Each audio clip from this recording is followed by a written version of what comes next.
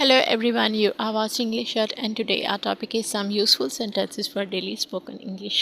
आप daily spoken में कुछ ऐसे सेंटेंसेस जो अपनी लाइफ में या अपनी डेली कन्वर्सेशन में यूज़ करके अच्छी तरह से इंग्लिश बोल सकते हैं, उन सेंटेंसेस को हम देखेंगे। First of all first sentences, तुम्हें इस पैसे का क्या फ़ायदा है। इस इंग्लिश में अगर आप कहेंगे what's good this money to you, what's good this money to you. तुमने मेरे मंसूबे को खाक में मिला दिया, मीन्स कि तुमने मेरे मंसूबे को मलिया मेट कर दिया। तो इसे इंग्लिश में कहेंगे you ruined my plan, you ruined my plan. मैं आसपास ही होता हूँ, जब आप किसी को कहते हैं तो इसे इंग्लिश में कन्वर्ट करने के लिए कहेंगे I am always near by, I am always near by. ये काफिराना हरकत है, ठीक है। इसे इंग्लिश में कहेंगे this is infidel practice, this is infidel practice. Infidel mean होता है ऐसी चीज़ जो किसी मज़हब के बगैर हो, ला मज़हब। मैं अपने ख्वाब पूरे करूँगा, इसे इंग्लिश में कहेंगे I will realise my destiny, I will realise my dreams भी लिखा जा सकता है और डेस्टिनी भी लिखा जा सकता है। अपनी हरकतों से बाज आ जाओ, मेंड योर वेज, अपनी हरकतों से बाज आ जाओ, मेंड योर वेज। वो मेरे पीछे ही पड़ गया है, इसे इंग्लिश में कहेंगे ही हैज़ चाइवेड मी। पीछे पड़ने की इंग्लिश होती है चाइवी, CHIVY, दिस इज़ चाइवी।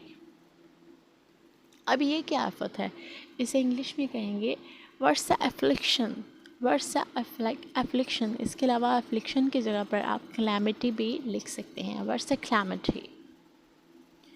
इसने गुफ्तगू शुरू करने की कोशिश की, मीन्स कि दो लोग बैठे हैं और उनमें कोई एक पर्सन गुफ्तगू को स्टार्ट करने की कोशिश करता है, तो उसे इंग्लिश में आप कहेंगे he try to strike the conversation, ठीक है। गुफ्तगू शुरू करने को कहते हैं स्ट्राइक कन्वर्सेशन।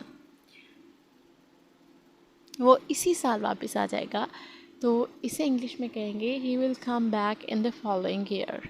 इसी साल मीन फॉलोइंग ईयर। इसके चमकीले स्याह बाल हैं, चमकीले स्याह बालों के लिए एक वर्ड यूज़ होता है that is raven, he has raven hair, he has raven hair. तुमने पढ़ना कैसे सीखा, how did you learn to read, how did you learn to read.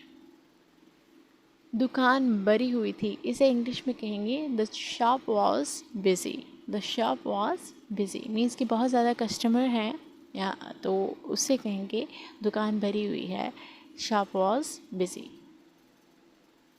लड़के ने अपनी भेड़ों को चाबुक से मारा, तो यहाँ पर चाबुक की इंग्लिश होती है क्रूक, और हाँकने की इंग्लिश होती है, जैसे आप किसी को हाँकते हैं तो हाँकने की इंग्लिश होती है prod. The boy prodded his sheep with crook, the boy prodded his sheep with crook.